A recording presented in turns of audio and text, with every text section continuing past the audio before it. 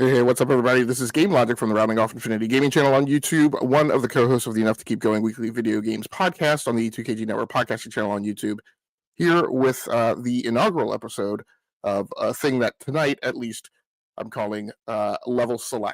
I don't know if that's just a working title. I don't know if it's going to change, but we figured we had to put some type of label on it. So this is going to be a new podcast series on the Rounding Off Infinity channel.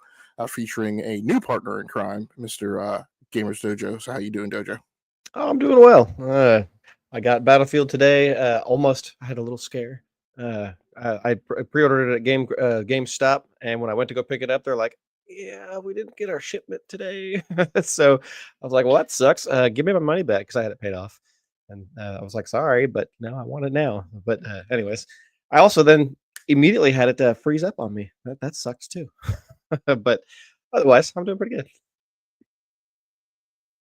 Very cool, very cool. So the format for this show is going to be a little different than most of the other shows that either you've seen on this channel or on some of the other podcasts that I've been on. So typically, quite honestly, on Enough to Keep Going, we've really kind of honed in.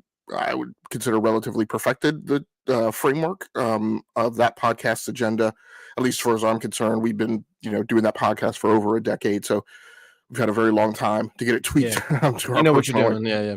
right. And we've gone through different formats and stuff.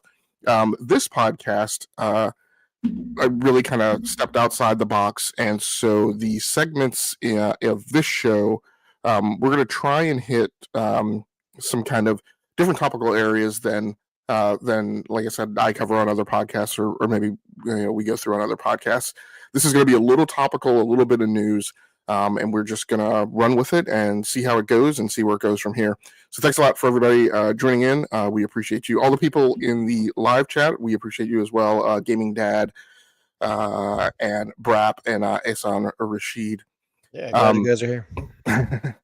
So our first segment tonight, and these segments are going to rotate, but this first segment is called the Wishlist. And so we're going to talk a little bit about games that are coming up that we're looking forward to.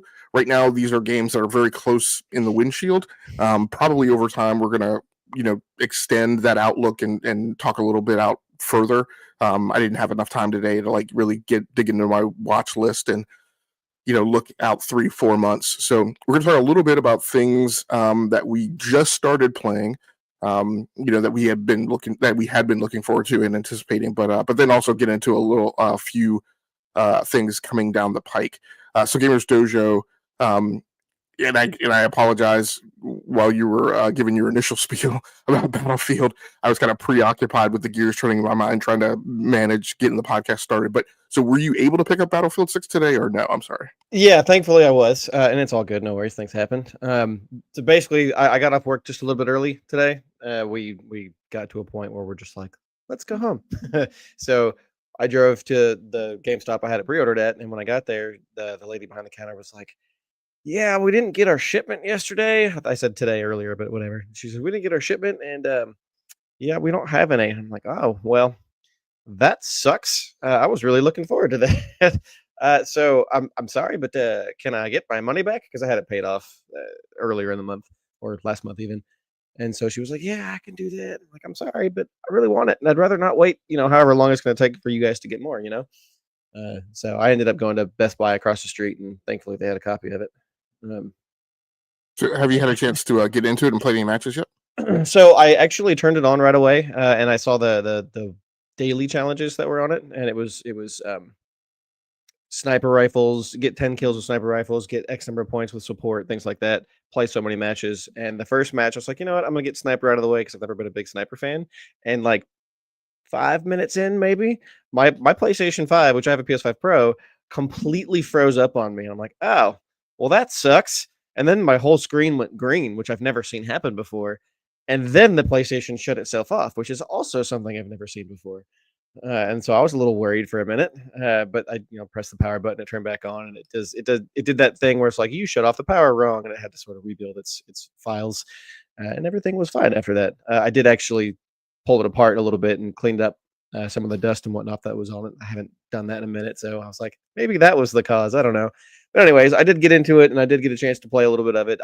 It's basically what the beta was, which in my opinion was pretty fantastic. Uh, I think I just had a rare issue. Something happened, and it caused my system to freeze. I don't know, but outside of that, I've had a really good time with it because it's Battlefield, and it feels like a good old school Battlefield, and I'm excited to get deeper into it, especially play the multi or the single player, which I've heard from multiple sources isn't the best, but I have a feeling I'm not going to care. I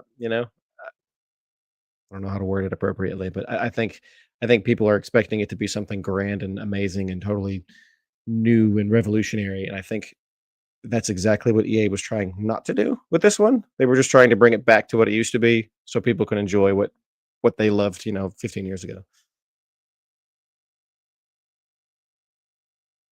Okay, very cool. Um, Anything else that you want to cover on Battlefield 6? I know you only had a little bit of time to get into it before we talk about an recently dropped game that you're interested in. Yeah, I mean, we could talk about a little bit of stuff. It really just depends on how interested you are in in the game, I guess. I mean, I'm looking forward to. I don't know how much you followed it at all, or anyone else that may have. It has this mode called Portal in it, which was it's new to the series originally with 2042, but 2042 gave them basically it's kind of like Halo Forge. Gives players a lot of freedom to develop effectively maps and game modes and give AI and stuff like that logic, because you could literally write out the logic in the 2042s. You could mix and match the different games and the time periods. The Battlefield 1 versus 2042's futuristic weapons and stuff. I'm bringing this up because they brought it back with this one, but they've actually significantly improved upon what you can do, and that you can literally place buildings and random staircases and totally change like gravity levels and all sorts of other crazy stuff. So I'm really interested to see how players, take advantage of this and make some really interesting game modes and everything else like we saw in Halo and stuff. And so I'm pretty excited to see what that turns into. Okay.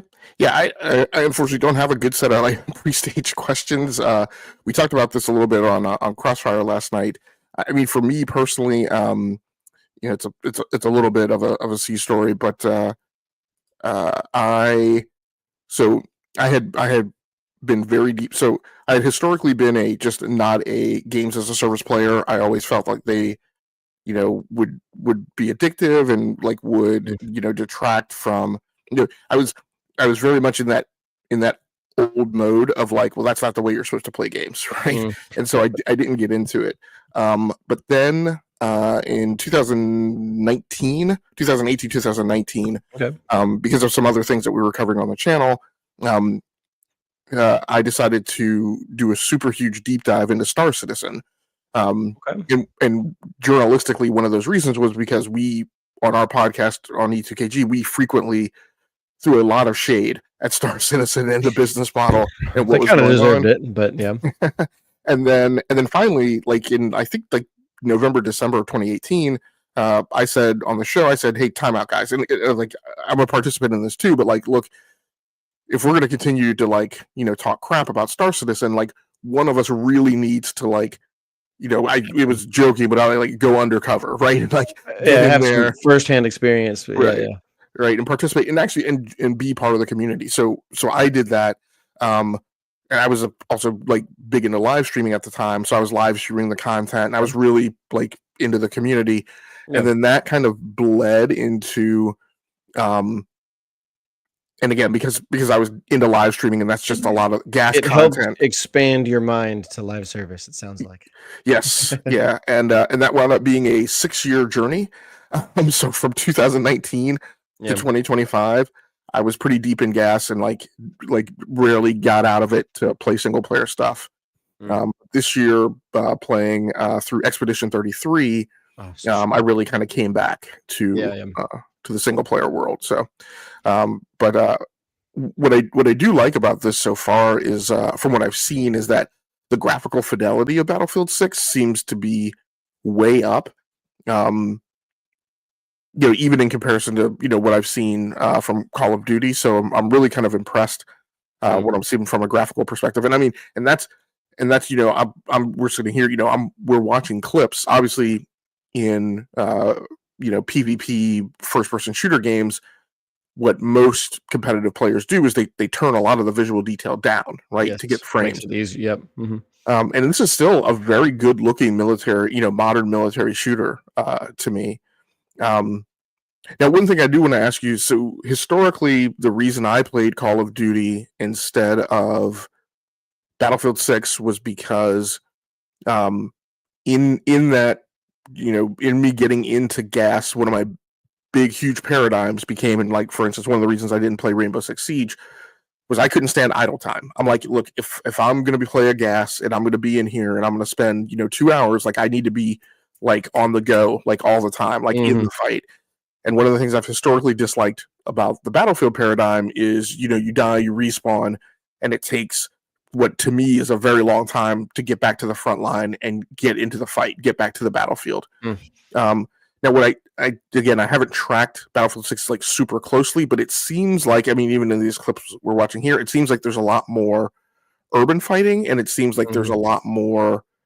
It seems like there are some maps here that are more close quarters. I don't know if they get down. I mean, yeah, I mean, we're seeing now here, right, instances of actual, what I would consider, CQB scenarios. So, is there a lot of that content, or am I just seeing the clips, right, of the rare instances where that content is in the game?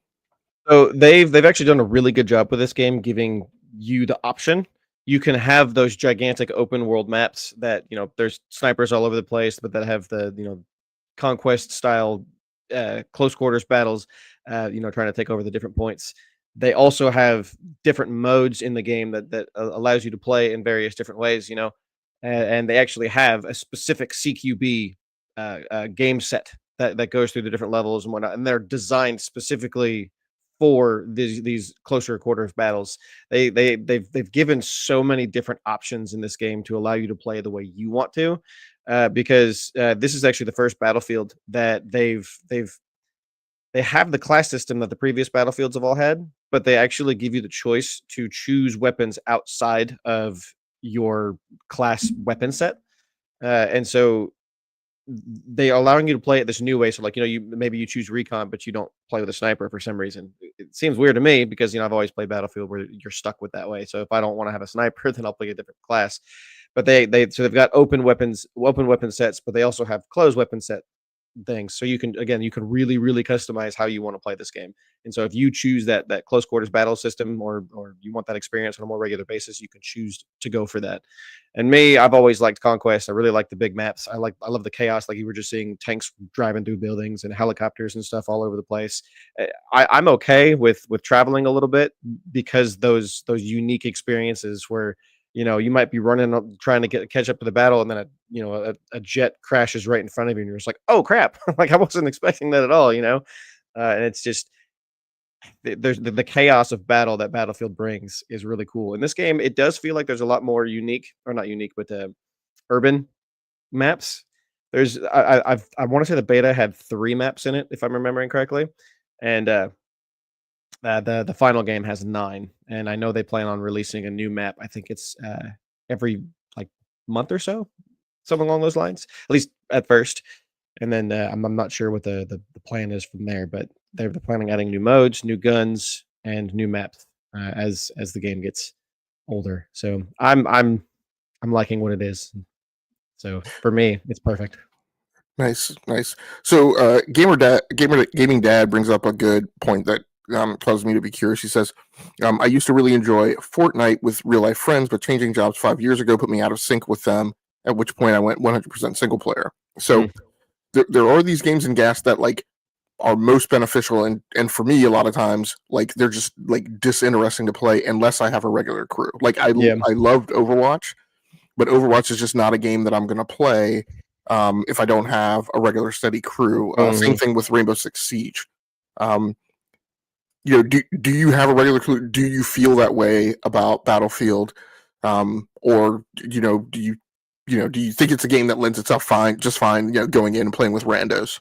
So I have sort of a unique perspective of this. I wish I had a team of regulars that I could play with. I've added friends, and there's a specific guy that I met good lord, in Battlefield Bad Company when it was brand new. And he still plays Battlefield, and we still get together every now and again, but he's in like Australia or something, so our time zone is so different. It doesn't always work out. But because I have a wife and 3 kids, and I'm the only one that works that brings in money, I'm working a lot, so I can't ever release. Just like Gaming Dad said, I don't really have the opportunity to sync up with people, so I just jump in and have a good time. Personally, it doesn't bother me so much. I am also kind of more of a single player gamer, like sort of like you. I did get out of the multiplayer sector probably around Black Ops 2. And I did try to play a few games here and there, and then I just found myself enjoying my single player games. I could pause it, I can come back to it whenever I feel like. I don't have to have anyone relying on me. And so for a game like Battlefield, I'm old enough to go. I'm in the middle of the game, but I don't really care. If I have to walk away, then I'm going to go walk away from it. That's whatever. So for me, I think it lends well enough to playing by myself. Okay, very cool. And then a game that you are anticipating that you wanted to talk through a little bit tonight was Blue Protocol Star Residence. So I'm going to bring up the trailer on the screen, but do us a favor and go ahead and talk us through, what this game is and why it has caught your interest in this kind of on your, I want to get this, this is my next kind of queue. Yeah. So this game, it caught my attention, and I'll before I talk about it specifically, I actually got kind of really into the games as a service games, like the MiHoYo games, like Genshin Impact and Honkai Star Rail and stuff. I got really into them because they're so free to play friendly. I didn't have the money to worry about buying into all the extra crap that they sell you, but they allow you to play the game and not worry about spending a dime, and you can play the vast majority of the content. And I mean like 98% of it, something along those lines. And they did so well that the production values like shot up, and they had some really good cutscenes and decent storyline and stuff of that sort. I also maybe I just got lucky in the draws for those games as far as like trying to get the good characters, and I got a lot of good characters for free. That maybe like I said, that drew me in. But this game specifically, it's actually more of a traditional MMO in the sense of like say EverQuest or WoW or whatever, but it does have semi gacha features to it. But because it has that traditional MMO feel to it as well, there's thousands of other players running around with you. There's a storyline. It's imperative you're the chosen one kind of thing. They don't ever say that in the game, but that's how they all work, right? But it's got an action combat system, and this game was first announced, I think it was like 4 or 5 years ago, and it was supposed to come to, I believe it was just PC and PS5. I can't remember if Xbox was in there, but I don't think it was. And then it actually came out in Japan because Bandai Namco was making it, or at least they were publishing it anyways. And it came out in Japan and did so bad they actually canceled the American release for it and shut the game down. And I was really sad because I was really looking forward to it. It looked something I was gonna love. And then I can't remember who picked it up, but I think it's Tencent. So a Chinese company picked it up, and then everyone was worried they were going to turn it into a gotcha game, and they didn't, oddly enough, which I was expectant of that as well. But basically, they just kind of reworked it to fit the modern tropes of what an MMO is and what people enjoy out of these types of games. And of course, they've added all the different currencies and all these other things, so you can spend a lot of money on it if you want to. But I'm hoping, because I've played it about 2 hours or so far, because it came out yesterday. And so far, it seems like a fairly generic MMO, but I haven't gotten too far into it yet, so I can't really say yet. But it's something that always caught my interest because I like anime and I like those type of games. And I'm hoping this turns into something that I can just jump on whenever I feel like.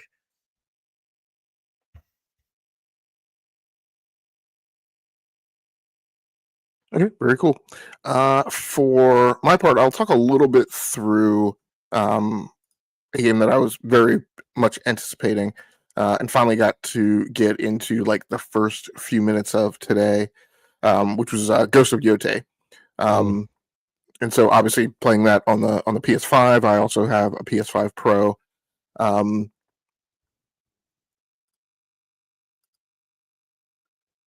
And when the game dropped last week, unfortunately, I was going out of town for the weekend on vacation, and so I was not able to get into it immediately.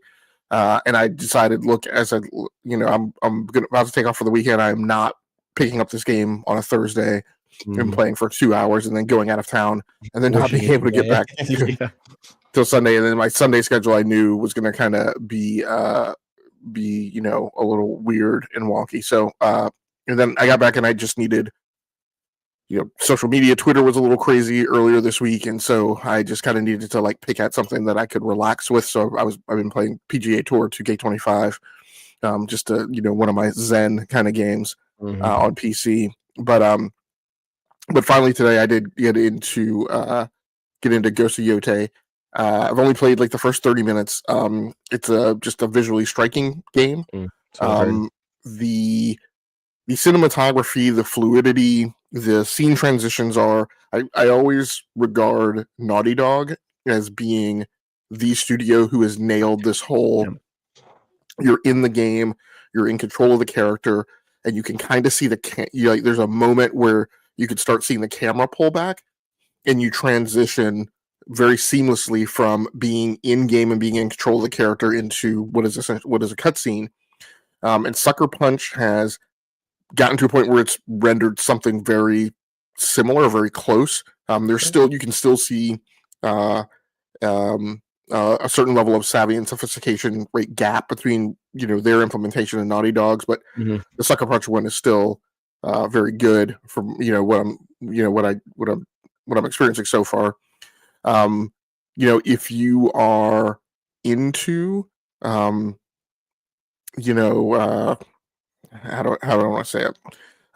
If you're into like these deep narratives and these things that evoke very specifically thematic, I don't know how I want to start. Moments of life, phases of life, stories of life type of stuff. It is delivering on that. Yeah. And that's my main commentary again from just the little bit that I've played of it so far is I've seen a lot of the kerfuffle on social media, and it's just a shame that silly like games are art, and anybody who watches my podcast has heard me so I won't go into the whole spiel, but games are art. They're a form of entertainment, and as art art in all of civilization and all of humanity has always been a way to make you experience things and to get you out of your comfort zone, right? To get you out of your box. So it's a little bit of a shame that people, either because of console warring or because of other belief systems or whatever, like don't treat video games as art, and don't and are disproving of video games that maybe present you things that like wouldn't be your first choice, but have an inability to experience that, and get angry when they see other people having fun experiencing it. So it's just a weird thing. But go ahead. Yeah, go ahead. I was just gonna say, that particular topic is it's so weird to me that people are so worried about these little minor things. Like, don't get me wrong, I understand the actor that plays Atsu in the real world probably doesn't fit with a lot of people's beliefs, but pretty much everyone fits that. And for them to try and take her stances in the real world and put it into a video game, to me, just seems silly. It also seems silly too that the people are going, "Oh, she's ugly," or "She's not hot enough," and it's like, man, this is like 1300s Japan. Pretty sure most women looked like that. Like, there's not going to be some major differences. The geisha would look a little different, but they got all the makeup and everything else. Of course, they were trying to stand out. From what I can tell, the game is a massive improvement over the first one in a lot of ways, and I absolutely love the first one, and it was really hard for me to decide on Battlefield or Ghost of Yotei, and I only chose Battlefield because being able to jump in and out really easily was sort of my sticking point. I'll pick up Yotei eventually, but yeah, that controversy, it seems like didn't work, thankfully, and it just seems like almost like the throes of a dying movement, because it did get pretty big there earlier in the year. That movement, anyways. Yeah. So I want to talk about my anticipated game that is coming out later this month, and that is The Outer Worlds 2. And so I think everybody is kind of familiar with what's coming down the pike here with regards to this game. why am I looking forward to it?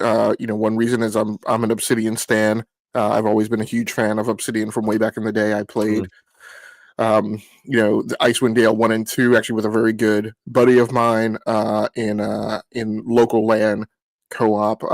We spent like a couple months where I would come over to his house on a Wednesday or a Thursday, and we would just play for 3 or 4 hours on a weeknight, and really get into that world.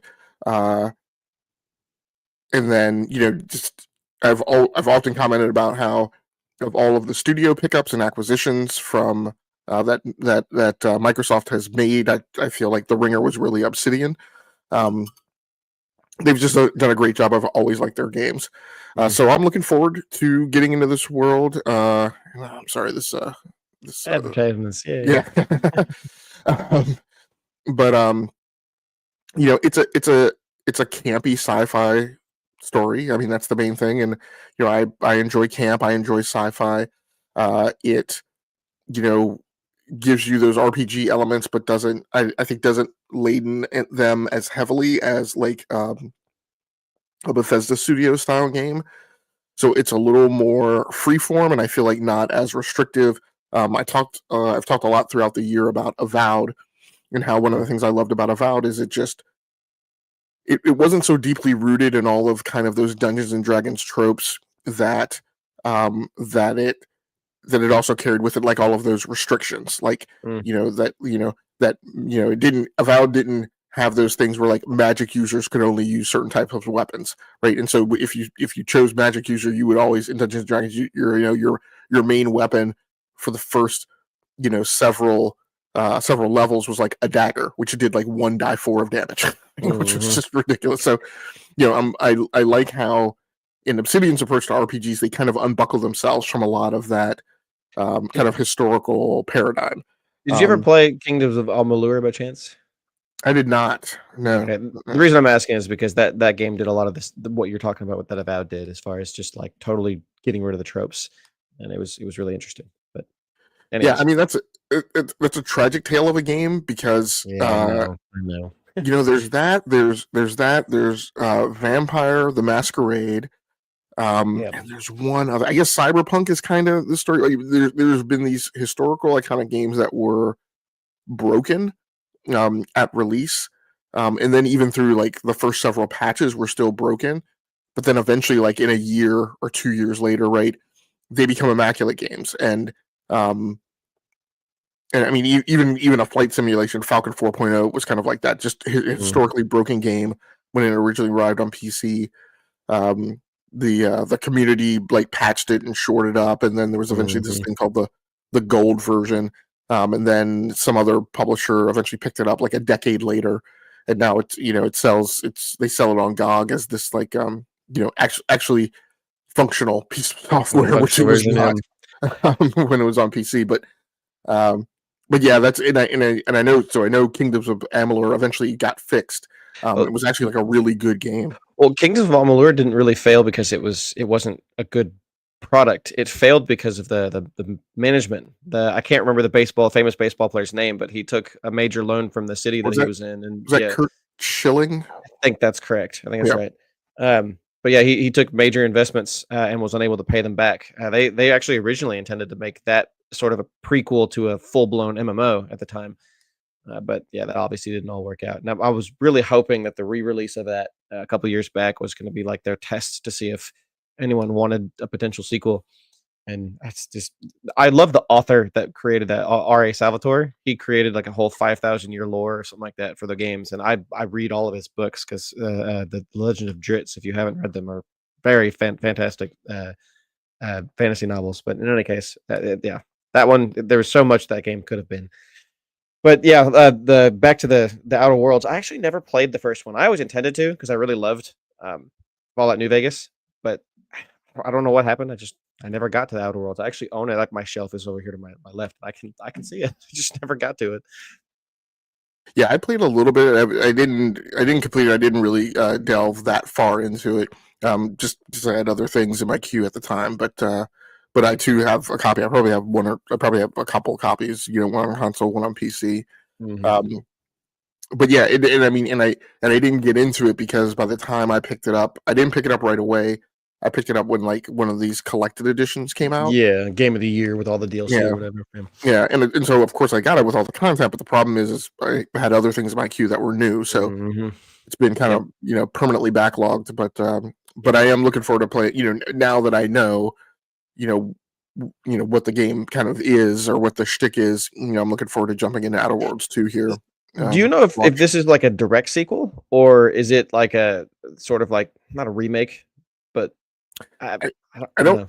I don't know if it I don't know if it continues the story right of the first game or if it's just another story told in this world. Okay. I'll read a Like little bit Final of Fantasy. of the of the uh, of The the ad blurb. copy here on over on Games Radar. So everything we've seen of the Outer Worlds 2 gameplay shows it as generally bigger and far more fleshed out in scope than the first Outer Worlds in almost every respect, from the refined approach to the perks and flaws system to the scale of the star system we'll be venturing to. Factions and companions have also received a significant upgrade, with each faction having its own radio station and plenty of reactive adjustments that aid overall immersion in the RPG. So no, I have not pulled the thread on it enough from a story perspective to. S So I just Googled it while you were reading, Yeah, and, from what I can tell, it's not a direct sequel, it's pretty much exactly what you said, it's its own standalone game in the same universe. They're basically trying to go with a safe way to allow people to jump into it and not have to worry about the first game at all.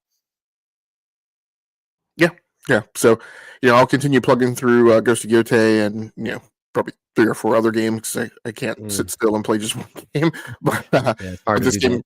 this game comes out in a couple weeks, and like I said, I'm really looking forward to it. Uh, Absolutely. is there anything else you want to cover about the games that we've kind of talked through so far? Um, no, I think we're good to move on to the next section. Okay, and thanks a lot, Ghost Race Killer. I saw you coming through. We're mutuals on Twitter, so thanks very much for stopping through. We appreciate you. Segment 2 for tonight is our boss fight debate segment. And I use debate very casually, Mm, but for this segment, what we're going to do is we're going to take a topic and kind of talk about I mean, the topic in general, but also just kind of some of the more not necessarily controversial, but some of the I'll say challenging considerations that people have on the topic. And so this is about Project Amethyst. Obviously, yesterday, uh, Mark Cerny, who is the architect for PlayStation, and I cannot remember his name now. the dude from AMD, right? Yes, yeah, but Yeah.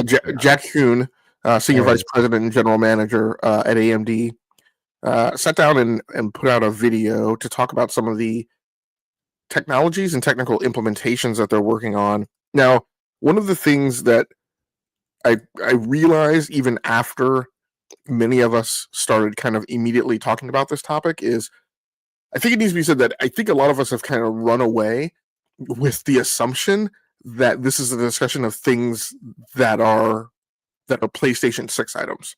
Um, Mhm. I think it's a good assumption and a fair assumption. But I will say, nothing that they said in the brief tells says, we're planning these for PlayStation 6. Um, I think again, it's a good assumption because some of the things that they talked about were hardware implementations with respect to the Radiance cores, so that is actually part. Those are part of the transistors on the SoC, right? Part of the circuits on the SoC. Mhm. Yep. They're not just software, and so I think quite clearly it's not like they're going to start making the PS5 Pro with an upgraded GPU in it, Mhm. right? So That'd be theoretically, nice this is a this is a hardware implementation that will land in some new piece of hardware. in the So future, I yeah. think PlayStation 6 is a fair assumption. Um, I think one of the things, and I'm not going to brief all of the technical detail. We went through that extensively on Crossfire last night. There are other places that have done that. I'll just say very, very quickly, and I don't know all the buzzwords, all the technobabble that they apply to these things. One of them but one of them basically allows a workload sharing between the compute units, so that you're not handing off one task to a compute unit. You can take you can take a bucket of tasks basically, and hand it off to multiple CUs and have them parallelizing and working on bits and pieces of it. Then, like I said, the Radiance cores, which is a hardware implementation of for ray tracing. So instead of doing ray tracing, it's a way to accelerate ray tracing and path tracing. Mm-hmm.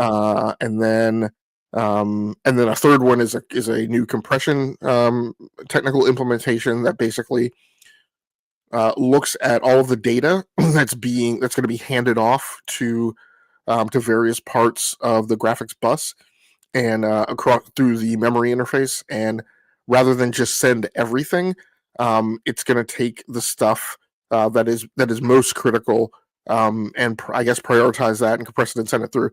I'm a little sketchy on some of the descriptions, because a lot of the descriptions I see, they say it's compression, but the way the description reads, it's really filtering.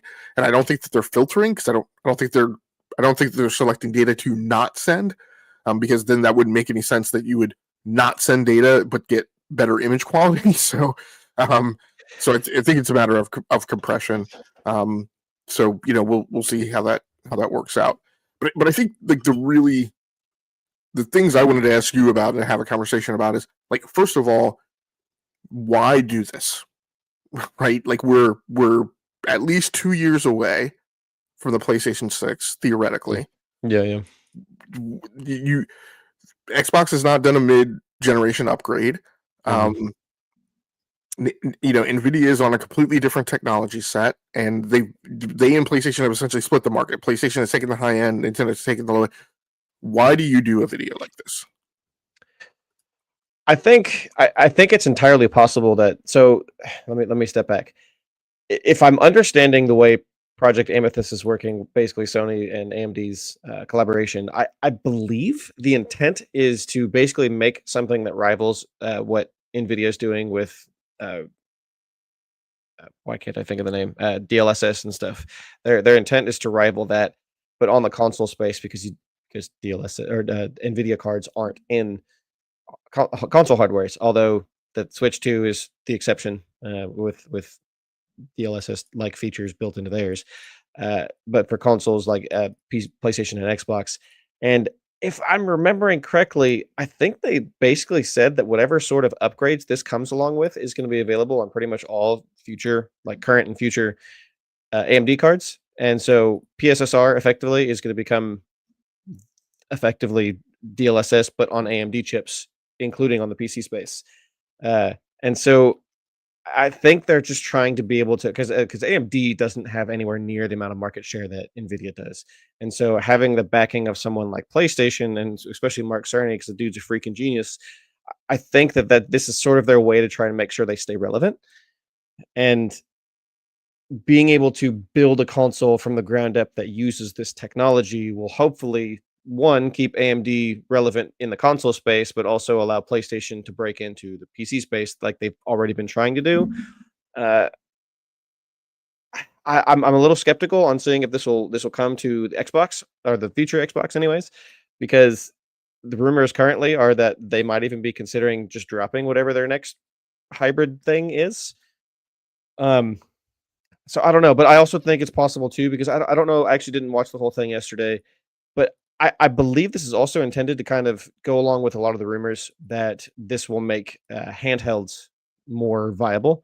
It can do more with less, and so you might see that companion handheld with the PlayStation that's been rumored for so long, that you'll have the home console and then you'll have the one you can take on the go, kind of like the Portal. But if you don't have the home console, you're okay, because this companion one will allow you to take it with you, and that allows you to have all of this technology in it. So you'll see obviously a visual drop because it's not a home console, but it shouldn't be drastic, I guess. I think it's just where the industry's going, I guess, really. So that brings me to. I mean, I'm glad you said that, because that's a good segue to the next question. And Gaming Dad mentions AMD deserves more respect on the PC. Many people buy Nvidia because they are the best, even if they aren't. At least I know people like that. We'll just say trying to figure out exactly how much to disagree. I will say I personally disagree with you. Okay. As far as not you, it was gaming dad. Oh. Um, with the NVIDIA AMD thing, but I don't disagree that effect is out on the market. That some people buy NVIDIA because they're the default, and some people will pay more for NVIDIA, even in a spec to spec, benchmark to benchmark comparison. There may be a SKU of AMD that is better. So I don't disagree with that. But the thing you mentioned, which is they seem to be following the rest of the industry. One of the points of controversy is there are some people in the gaming community who I would argue are fanboys of one platform or the other that is not PlayStation, have suggested, first of all, that this was just a bunch of technobabble. It doesn't really necessarily mean anything. It's kind of the same as the 12 teraflop claim that Xbox had, or that they were touting before at the start of this generation. There are thematic similarities to the feature set that NVIDIA and Nintendo put in the Switch 2. Obviously, with a discussion of them scaling up to performance that well exceeds the Nintendo Switch 2 on the basis of it's simply going to go in a larger chassis. It's going to have a better cooling solution. It's going to have more compute units, etc. But the point is that there are some people who feel like, again, that this was kind of an unnecessary, that this is a nothing burger. This is just a bunch of technobabble. It doesn't really mean anything. And essentially kind of what you said, although I don't think you meant it that way, but what you said, it's just them to come out and saying, hey, we're doing the same things that everybody else in the industry is doing. Is that your perspective, or do you think that take is kind of ludicrous? I think the perspective of this being a nothing burger is a bit silly. I think Mark Cerny has proven himself on more than one occasion with his technological genius. I mean, technically speaking, he revolutionized SSDs with the PlayStation 5 and really got the ball rolling. I don't remember all of the technical details, but I remember when he first outlined the SSD in the PS5. At the time, it was the fastest one that existed. Of course, PC SSDs took over pretty darn quickly, but he had done something different with the way the buses worked on it to transfer data in a faster way than pretty much anything else had been available at that point. And he did the same thing with the PS4, not the same thing as far as SSDs, but he did stuff with the technology to make them pretty much phenomenal devices for their time. And you can't go back, in this case, 5 years or almost 5 years now and say, oh, that thing sucks. It was great at the time, and it still is a very good system. So I guess what I generally meant was, when it comes to the next system, and they're not just doing what everyone else is doing, I think they're trying to stay relevant by competing in the space that they see technology going. And if they ignore it, so like not AMD but Intel with their graphics cards, they're kind of just going pure rasterization. They don't care about the AI stuff, or seemingly anyways, with their chips.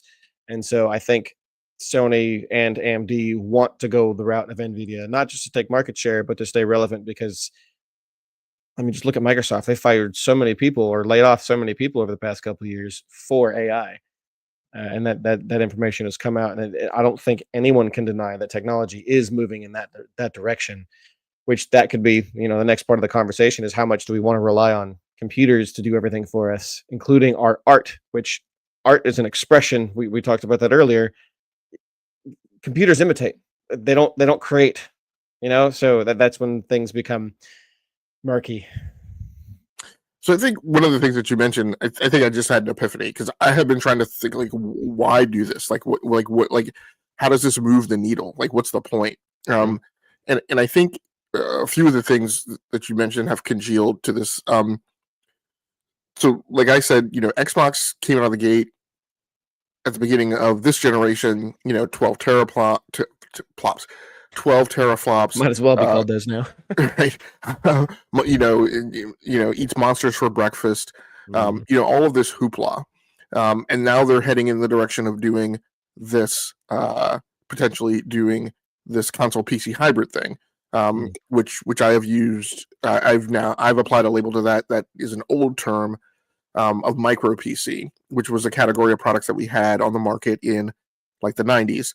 And I Yeah. apologize for people who are in the chat who have heard me go through this before, but these are things like the TI-99, the VIC-20, the Commodore 64, the Atari Amiga, and the Coleco Atom, things like that. So they were machines that had that were computers that weren't the size and cost of a full-scale personal PC desktop, but they sat above consoles. So price-wise, they kind of came in, north of consoles, but south of a full-blown PC. And I think that's kind of where Microsoft is going. But I think, when I think about this brief and like why do it, I wonder if this is an attempt to do a very early neutralization of that Xbox voice track, right? Because if they do go down this road of console PC hybrid, they're going to have to market it because it's going to cost more than a console. Mm-hmm. They're going to have to market it. It's going to have to. Yeah, they're going to have to market it on. They're going to have to do the same thing, right? Kind of, times 12. They're going to have to talk about power. And I think what this is an effort to neutralize the look. My opponent is going to come out of their corner, right? They're going to do their opening remarks, and they're going to claim teraflops, and they're going to claim compute. They're going to claim how close they are bringing you the power of an almost full blown PC. Yeah. But what we're telling you is that, like the gigahertz race, the compute unit race, the ray tracing, like those things don't matter. What matters is elegance and optimization. And what matters is we're investing in that. Now, I think PlayStation, I kind of talk about this with exclusives in the crowd who runs around talking about exclusives don't matter. And I say to them, when a person buys a $500 box, one of the things that is part of their concern is what is the return on investment I'm going to get out of this box? What content is going to come to this box that makes me feel like it was worth me spending $500 for it?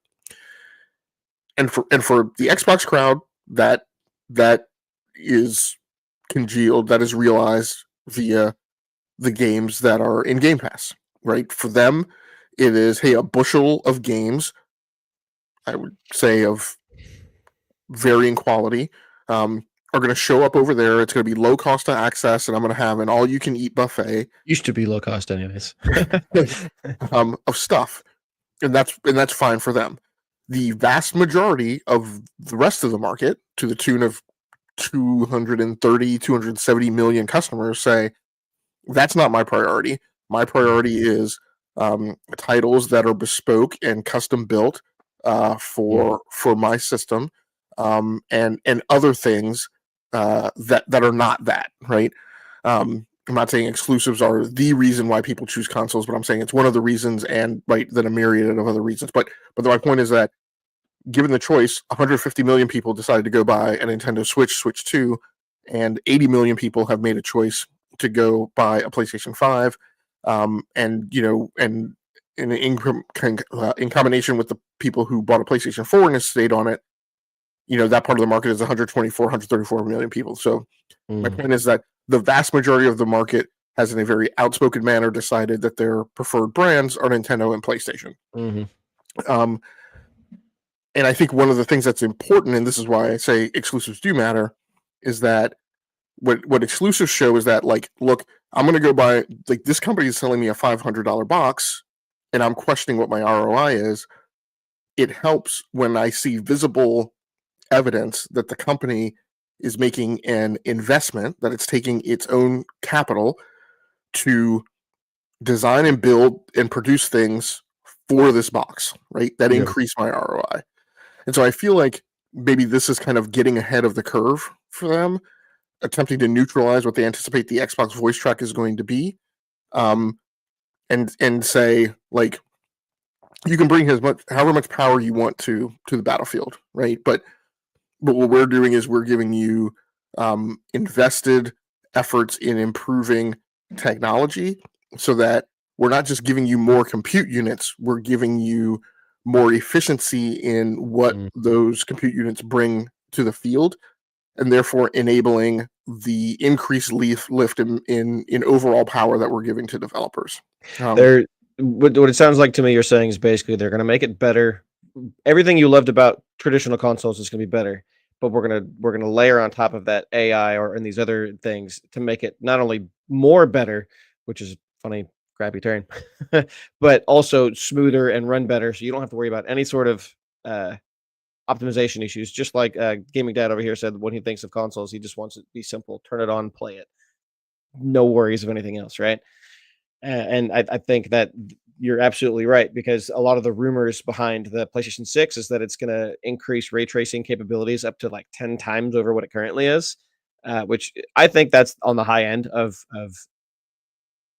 expectation. Might be the wrong word. Hope that might be on the high end, but still being able to ray trace and path trace, just those two things alone would be very major for games because you can do more than just lighting with those things. You can do so much more. And looking at some of the games that have come out that are actually, so you mentioned Battlefield was quite a good looking game. It's actually kind of funny that they intentionally didn't worry so much about the graphics. There's no ray tracing whatsoever in that game.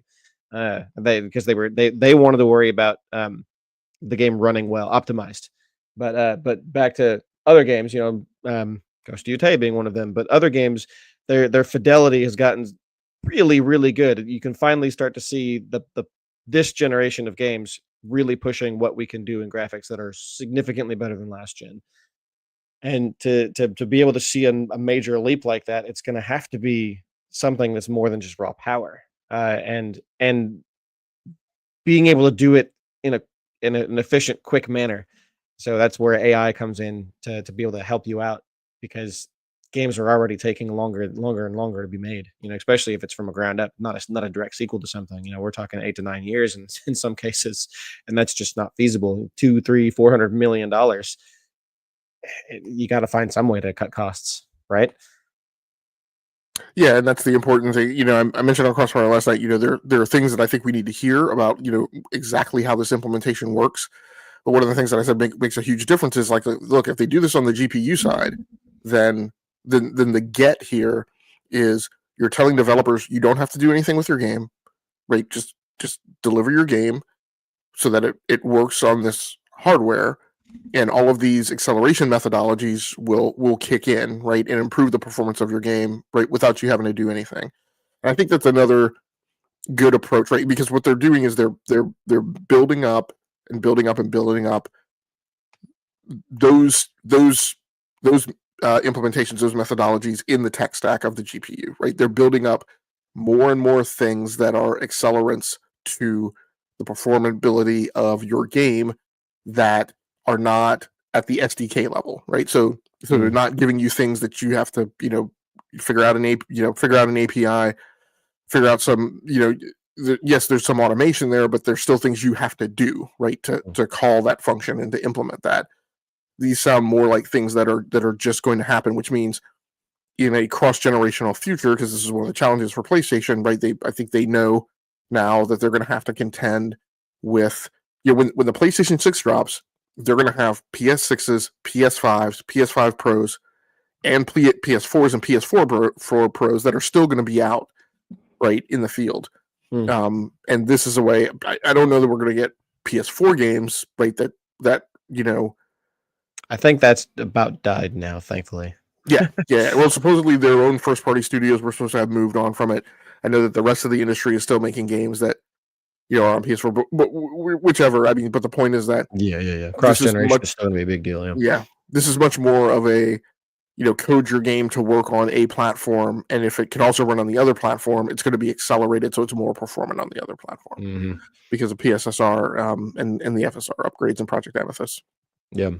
So okay, very cool. Last segment for tonight probably is segment 3, which is the business side. And so we're gonna talk about some elements that we've seen occurring in business and kind of expand on that in terms of some of the causality behind it and some of the impact of it. I want to start the discussion with a post that I wrote earlier today. just to kind of level set and baseline, because I think when we get into these things, there's a lot of opinions. And what I said today, and I say all the time, and I'm reinforcing is like, look, it's not my job to tell you what to think. I will do research and give you, facts and objective data, and then you can go off and make your own decisions about it. And we can have a difference of opinion, and I'm fine with that. What I'm not going to do with people is I'm not going to argue math with you, right? Like if you believe 1 + 1 is 5, that's fine. You can take that somewhere else. I'm not going to have that conversation with you. Keanu Reeves is fine letting people believe that. I'm not, right? So if you come here with conspiracy theories and like crazy off the wall things and like choose to not believe that things were said that are matters of public record, then like, maybe go somewhere else. So I want to make sure that I cover these things as a baseline before we get into, the has Game Pass failed discussion. Okay. So Xbox had a strategic target to grow Game Pass subscriptions in excess of 100 million subscribers by 2030. So that was a thing that came out of the FTC hearing. Mm-hmm. Xbox has not hit a glide slope that shows it will hit that target. And Phil Spencer made a statement under oath, which was that if they didn't hit that target, and what he actually said was that was a theoretical target, and that was a minimum. They actually needed to exceed that, right? Mm-hmm. And what he said was like, if we see that we're not going to hit that target, then there's going to be a discussion that that there needs to be a fundamental shift in Xbox becoming a different kind of business. Mm-hmm. And I think everything that we've seen, so that part is fact. This part is my opinion. I think everything that we've seen over the last year tells us that they have had that realization, that they've had the realization that Xbox needs to become a very different business and business model than what they had been tracking on. Yep. Going back to more facts and things that are true, Game Pass numbers revealed in February 2024 stated 34 million subscribers. This included the former Xbox Live subscribers that were converted to Xbox Game Pass when Live was retired in the fall of 2023. And that was stated at the Xbox Business Update. Xbox Live Gold subscribers were reported as 11.7 million in April of 2022 at one of their earnings calls, and reported as a discrete number from its Game Pass subscribers. At the same time, it reported that it had 25 million Game Pass subscribers. So again, April of 2022, at an earnings call, on a slide, Xbox stated they had 25 million Game Pass subscribers and 11.7 million Gold subscribers, and those were discrete units, right? Those were unique subscribers. Yes. So even if I grant that in the conversion, only half of those Live subscribers were converted to Game Pass, that means Game Pass only grew by 3.15 million subscribers in 2 years, and that's a 6.3% growth rate. At that growth rate, you only hit 49.05 million subscribers by 2030. Mm-hmm. And I think most people who believe in science and math would agree that I'm also giving incredibly differential margins right in those calculations. It's probably more likely that many more Game Pass subscribers were converted over. Probably all 11.7 million, right? Probably not half. Probably all of them were flipped to become Game Pass subscribers and were probably part of the 34 million number that was reported. To give you just a tiny little bit, I don't think that they were flipped. I think that Microsoft made a change to say Game Pass or Xbox Live doesn't exist anymore. It's now just Game Pass, and so they became Game Pass. Yeah. Yes, they made Game Pass Core. So that's what I mean when I say flipped. Those people who were Xbox Live subscribers became Xbox Game Pass Core subscribers. Yeah. And became part of the 34 million number that was reported. So let's get into that question. Has Game Pass failed? My contention is that, look, they set a target. They could. I'm sure Xbox and Microsoft is smart enough to do the math that I did in all of about 30 seconds, and realize that they weren't hitting that number, and there was and there's no way they were going to hit that number. Remember, they put Call of Duty in Game Pass last fall. They got some increase, but not a huge increase, right? We've heard from Matt Piscatella that there was a bump, but then there was also churn, right? That it bumped up in the fall, but then it fell back down. Yeah. So I don't believe that. Look, my calculations show that they were going to be short by 50 million subs. I don't think that they saw enough on of the low end Call of Duty, right? I don't think they saw enough of a bump from Call of Duty to cover that $50 million margin, 50, not a dollar, but that 50 million subscriber margin in 6 years. So my point is that you have an objective, you have a KPI, all of your analytics show that you're not going to hit the KPI. You decide that you're going to start doing things different. That to me is the definition. Like you could, like you could say that they're a pivot, and I give full credit to businesses recognizing when they're approaching shoal water, right, and saying, "Hey, we need to do something different." I have been on record saying I love, I've studied dozens of business case studies. I love what HP did. I love what IBM did. I love what Seagate did. Right? We have these case studies of businesses who are like, "Hey, like this is not working. Like we're going under." Even you could even count Apple, right? In that when they were bailed out, they didn't really make a pivot, but they did start doing some things different in the wake of that, and those things count. So Xbox gets full credit for understanding and seeing that what was happening was not working. But what that does mean is that the original strategy did fail, right? I mean, do you see it any other kind of way, Dojo? So the way I look at all of this, I think there's sort of a 2 or 3 pronged approach to the question. I hate to sound like a politician here, but I mean, like I've been a pretty big critic of Game Pass since the absolute inception of it. I'm just like again, gaming dad here. I'm physical only. If the game doesn't come to a physical copy, I don't buy it. And so these streaming services, I don't like them either. Simply because I want to own my stuff. Like I could turn my camera and show you I've got hundreds of games on my wall to my left. But Game Pass as a whole, from what they intended it to be in the original, couple of years, yeah, absolutely failed. 100%. There's no way to deny that. I don't think anyone, even Microsoft, would say that the original intention of what Game Pass was a failure.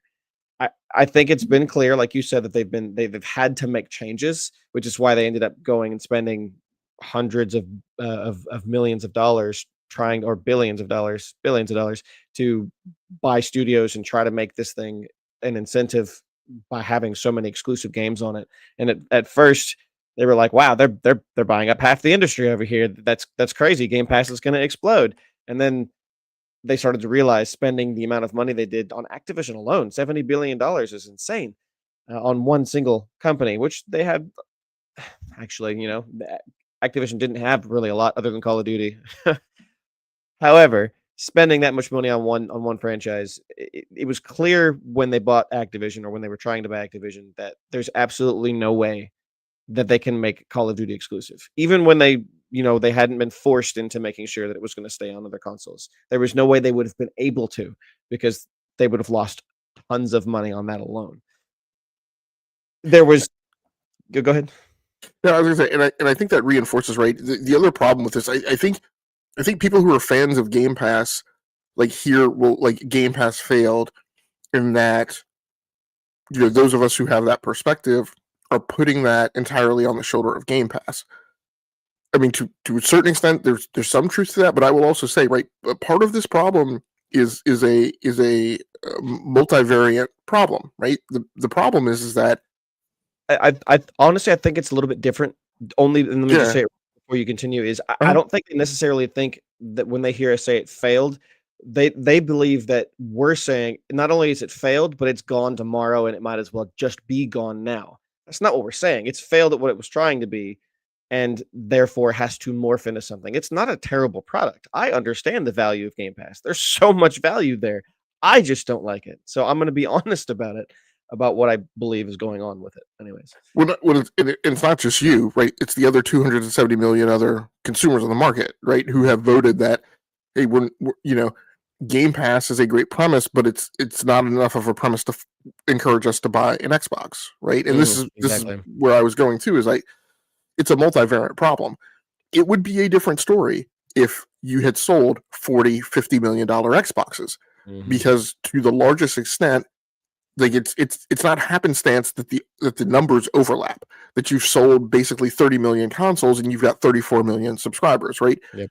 Your console base, who probably has to have at a minimum Xbox Game Pass Core because they treat it as the default, which I think it is, Like quite honestly, I think that and I don't subscribe to Game Pass Core nor PlayStation Essentials, so I don't pay for multiplayer and cloud storage. I did for years, but I don't now. But I think that I'm the rare. You right? are, yeah. Yeah, like most people pay at least that minimum, right? So that whether or not they even need it or consume it, they just don't want to be bothered with finding out that they don't have something that's a bare essential thing that goes along with the console. So like it's not happenstance that those numbers overlap. So the vast majority of your Game Pass subscriber base is on console. Despite the claims and the statements from Phil Spencer that like I see we see the biggest growth on PC. I'm like, whatever. Like the bulk of people on Game Pass are on console, and you're not selling consoles. Like, and again, that's not a criticism of Xbox. That's not my fault. I'm not Bruno. I didn't make that happen. Right?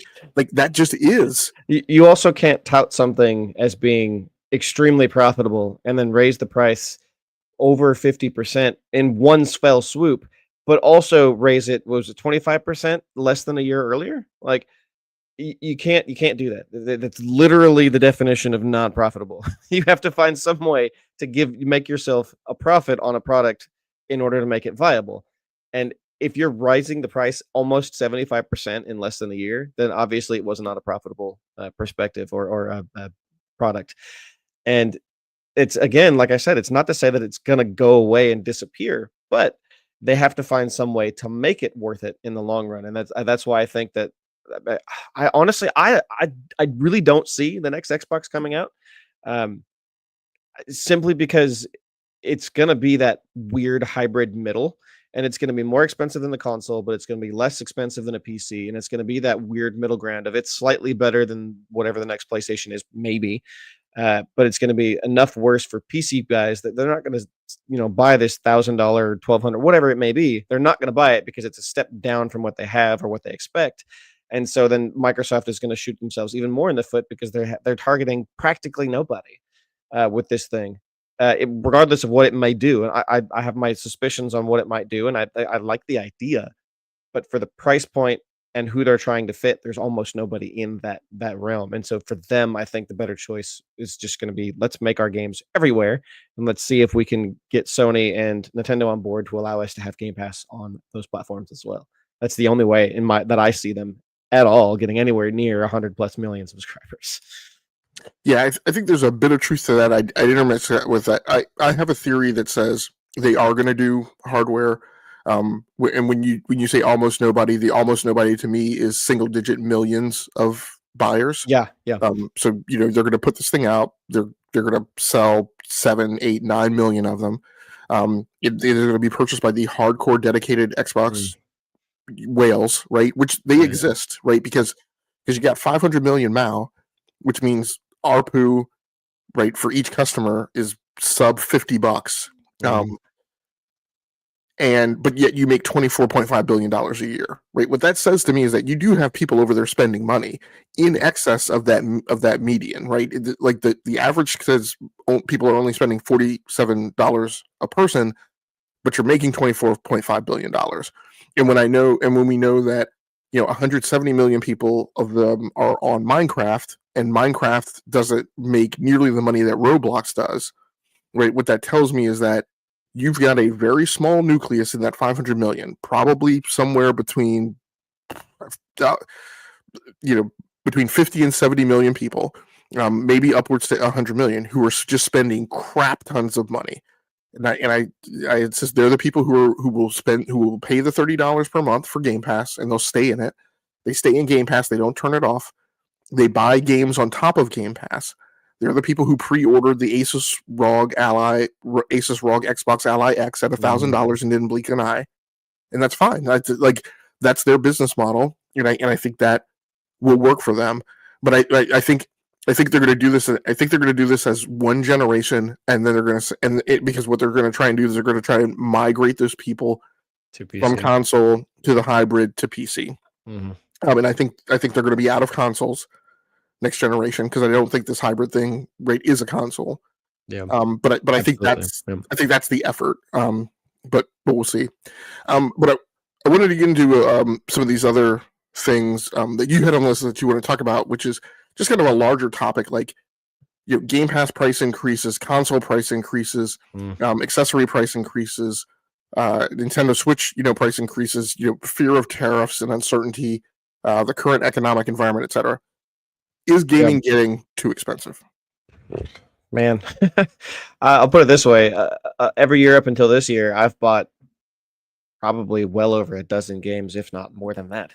And this year, Battlefield is the second game I've bought this year, I think. And I'm just like, I can't afford it. $70 plus games on top of the. I do still obviously have a Battlefield on PlayStation. I do still play for the PlayStation Plus. But that's it. The games I buy and PlayStation Plus, that's the only thing I pay for as far as games are concerned. And the fact that, I mean, just look at the original Nintendo Switch. It's the first console in history that did not see any sort of price drop ever, not one time. It's obviously sales for Black Friday or whatever, but it never got an official price drop. And this generation, PlayStation 5 and Xbox, have done the opposite of that. They've actually increased in price, which is wild to me. There's so much precedent in the entire tech industry that things get cheaper over time. Even if things like tariffs, come along, them developing these platforms, I guarantee are cheaper than they were 5-6 years ago. There's no question behind that. And while they may not have dropped, as much as they used to, I still don't see the justification in increasing the prices the way they have. Yeah, I think so. So on the moral basis, right, of what is right, I agree with you.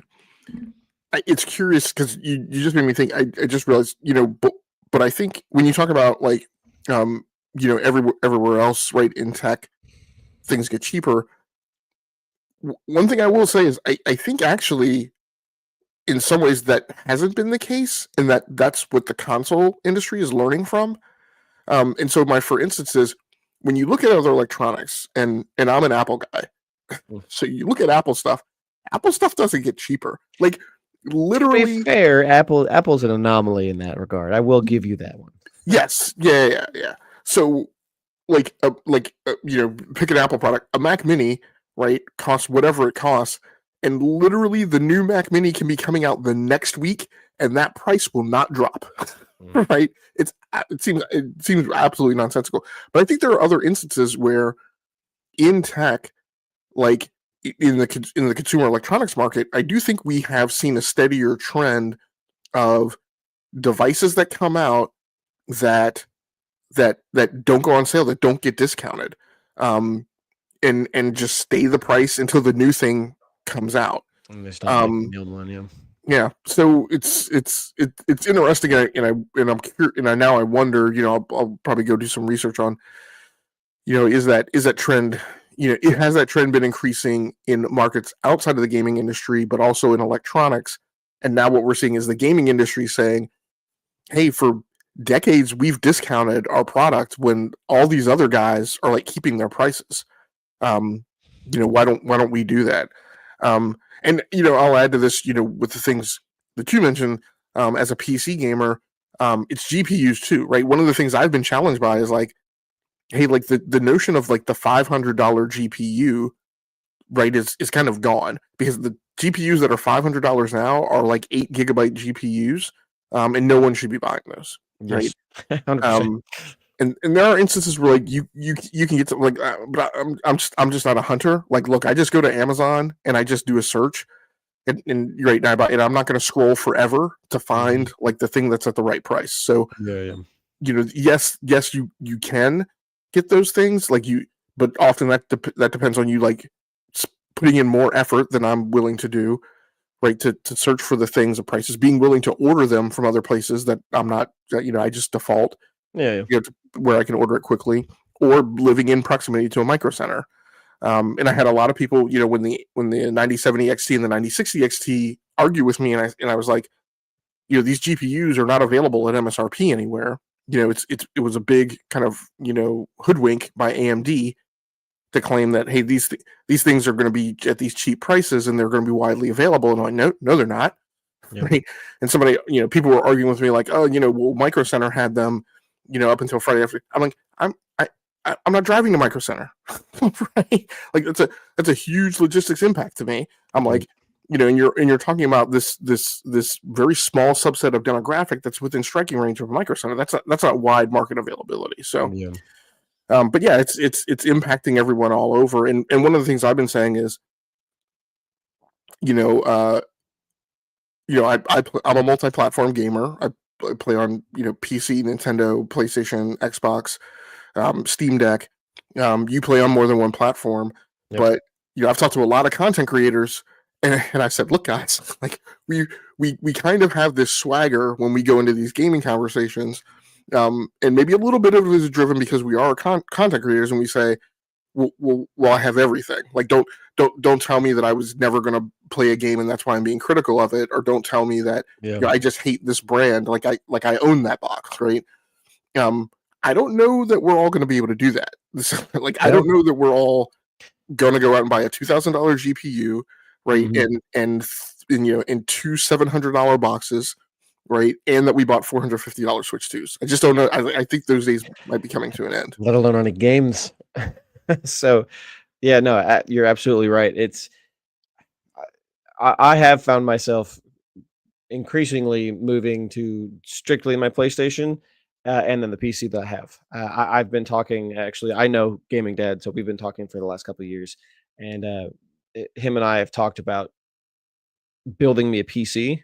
And so I've been. I'm an electrician by trade, and so when I'm not working, oftentimes I might be doing side work for whoever. And so I've been trying to take a little bit of that every time I do side work and just putting it aside. And so hopefully, in a year from now or something, I'll have enough money to buy myself. I have a pretty good PC. And so I think I'm then like Nintendo. We'll probably eventually get into how I feel about Nintendo. So I probably won't be buying a Switch 2, and so I might strictly be a PlayStation and PC player. While that technically includes Xbox as well, because Xbox releases their stuff on PlayStation and everything on PC. Nintendo might be the outlier, but your point stands is that we're sort of kind of being forced to pick a camp, really. And so and when I think about that, and I've thought about this a lot. Like, I don't want to say it's okay that we're being forced to that, but I do want to say that's okay, right?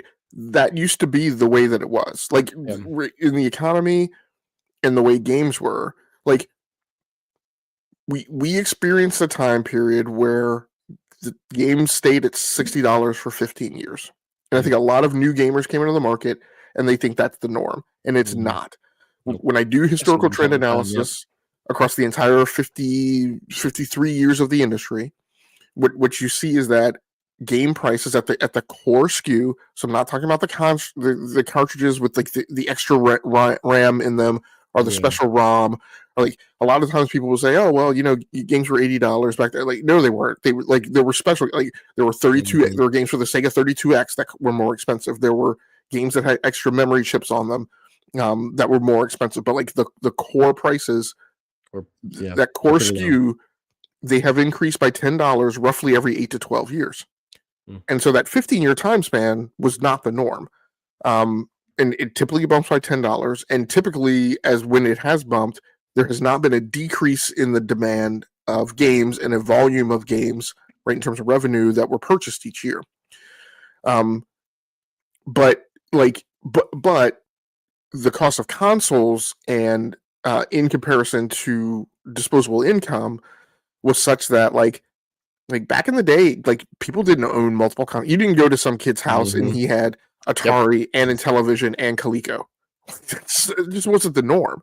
But it has become much more prevalent in households. And so I don't like that it's happening because of cost. So I'm not trying to say that, but I am trying to say I don't know that it's not bad, right, for people to be on a I don't want to say that. What I want to say is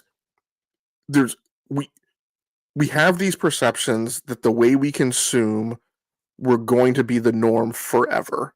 And what I will say is you were never promised that. That's harsh. That's just reality. You were never promised you were going to have every gaming platform, right? You were never promised that games were going to stay at $60. That's just not a pragmatic way to view the world, in my opinion. So it's kind of a full circle, right? When you start with when we were young, gaming was a niche thing, and it was the very few and usually children that played games, right? And of course, they didn't have everything. Their parents wouldn't buy them everything. And then sure, they might have been a little bit expensive too, but also at the time, you didn't constantly buy your kids $100 items on a regular basis, even every year. Like during Christmas, they got like a bike and some small toys. They didn't get these $100 to $1,000 topic things That was every back when year like they are now. It was back when you would get one video game a year. That you would Yeah, get your exactly. video game at Christmas, and you would know doggone well that it needed to last you Well, so a year. you then consider us when gaming, we couldn't afford them ourselves. We got big and older, and we started making our own money, and so we're like, I'm gonna buy all of it because I want all of it, right?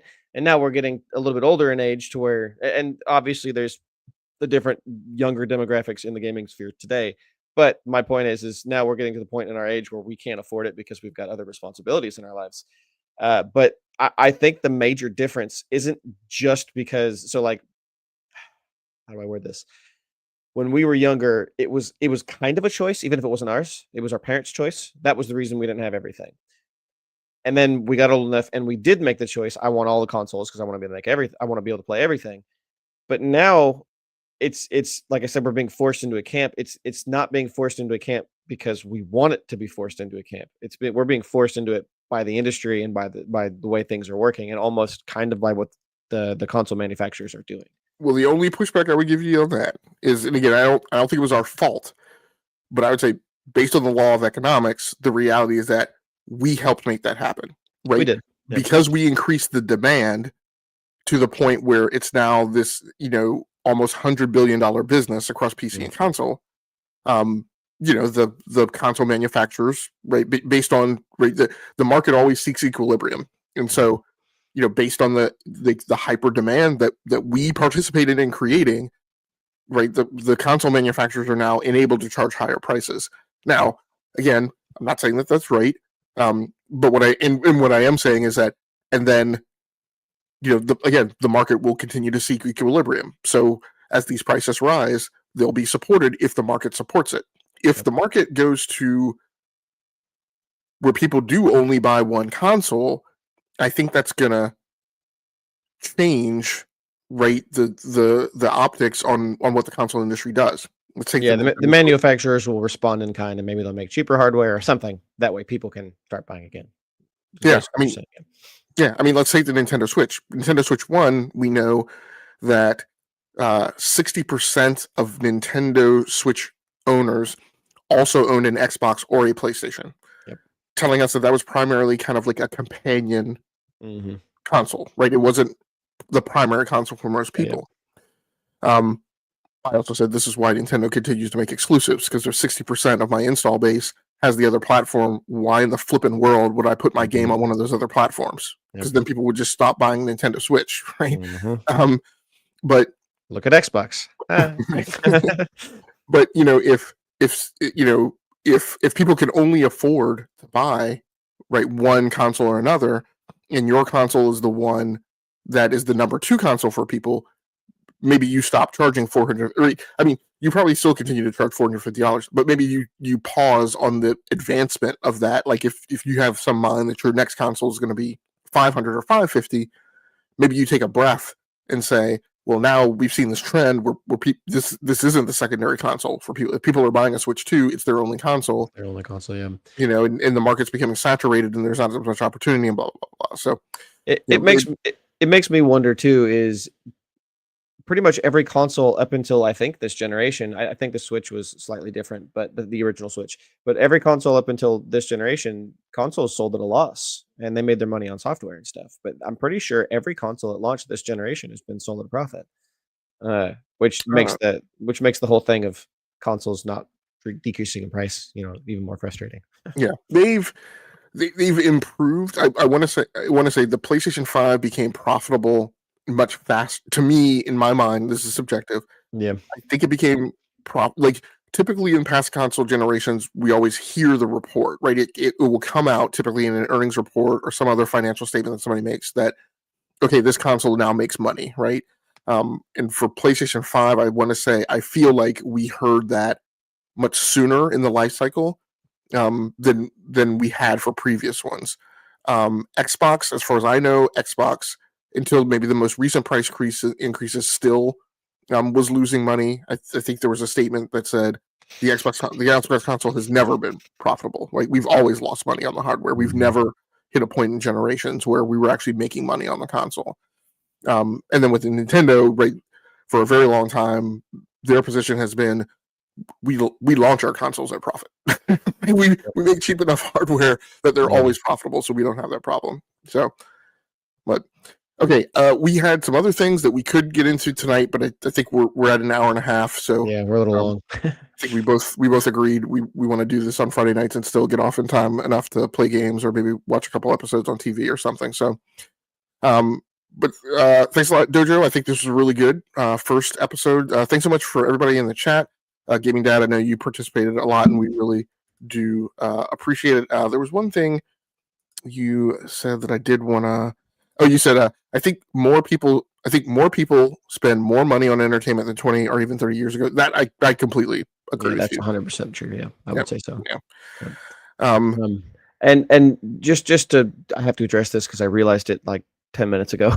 The name that I chose that you guys see, it says Spinock. That's like my gamer tag that I've had for 20 years.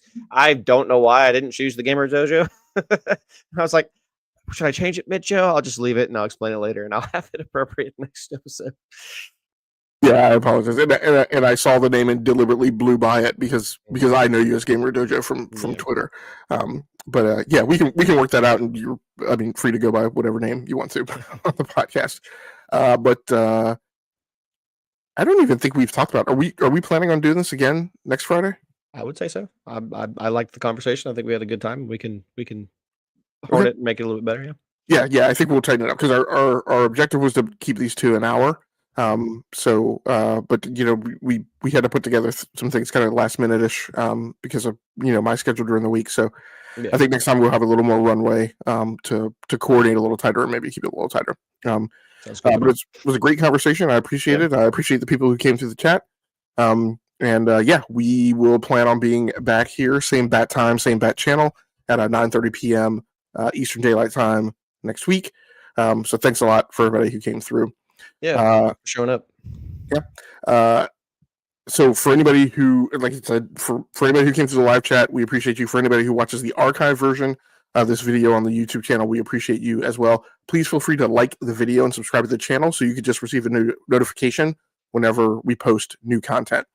I don't monetize any of my channels, so it's not for monetization. It's just to make things easier for you so that you get an alert, a notification from YouTube when a new episode is up or when I schedule us to go live next time.